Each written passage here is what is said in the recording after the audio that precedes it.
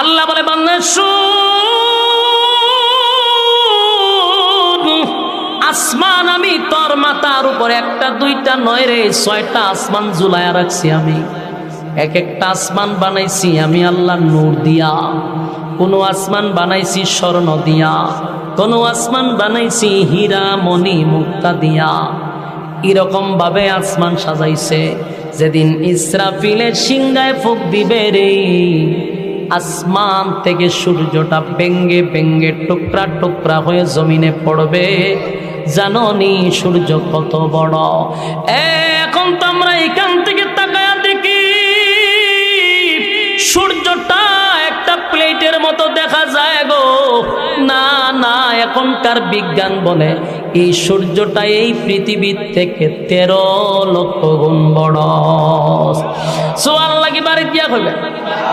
এই বিজ্ঞান বলে এই পৃথিবীর থেকে 13 লক্ষ গুণ বড় সূর্য, আর এর দূরত্ব হলো 9,30,00,000 মাইল দূরত্ব। সুবহানাল্লাহ। আমার প্রশ্ন হলো, পৃথিবীর থেকে যদি 13 লক্ষ গুণ বড় হয়, সূর্য যদি পরে পৃথিবীর কি আর তালাশ করে পাওয়া যাব? কথা হয় না, কারণ এটা তো পৃথিবীর থেকে 1-2 গুণ বড় নয়, 13 লক্ষ গুণ বড়। পৃথিবীর উপরে পড়লে পৃথিবী নাই, গায়েব হয়ে যাবো।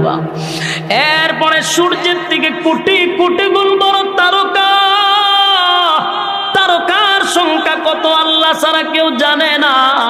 এই তারকাগুলি ছুটে ছুটে জমিনে পড়বে, জমিন তো শেষ, তছনছ হয়ে যাবে। সাগরের পানির মধ্যে আগুন ধরে যাবে। এই আটলান্টিক মহাসাগর, ভারত মহাসাগর, আরব মহাসাগর, প্রশান্ত সাগর, খাল বিল নদী নালা যা আছে সবগুলার পানি এক হয়ে যাবে। তখন আর লবণাক্ত মিঠা পানি এক হয়ে যাবে। কোনো পানি সবুজ পানি, কোথাও সাদা পানি এক হয়ে যাবে। সব পানি এক জায়গায় ঘুরে আগুন ধরে যাবে। সমুদ্র সৈকতে আগুন ধরে যাবে। দুনিয়া থাকবে না, সব ধ্বংস হয়ে যাবে, সব ধ্বংস হয়ে যাবে। আল্লাহ বলেন কিছুই রাখবো না, সব আমি ধ্বংস করে দিব রে, কেউ থাকবে না, কেউ থাকবে না। এরপর আল্লাহ বলেন আসমানের সমস্ত ফেরেশতারে ধ্বংস করে দিব, কোনো ফেরেশতাও থাকবে না। আরশ বহনকারী ফেরেশতা ছিল, তাদেরকেও আল্লাহ ধ্বংস করে দিবে। সব ধ্বংস হওয়ার পরে মাত্র থাকবে 4 জন ফেরেশতা। বাকি আল্লাহ জিগাইব আজরাইল রে আর কে আছে বল? আল্লাহ। সমগ্র পৃথিবীর সমস্ত প্রাণী শেষ, আল্লাহ ফেরেশতা কুল শেষ, এখন আমরা 4 জন আছি। আর আপনি চিরঞ্জীব, আপনি আর আমরা 60 জন ছাড়া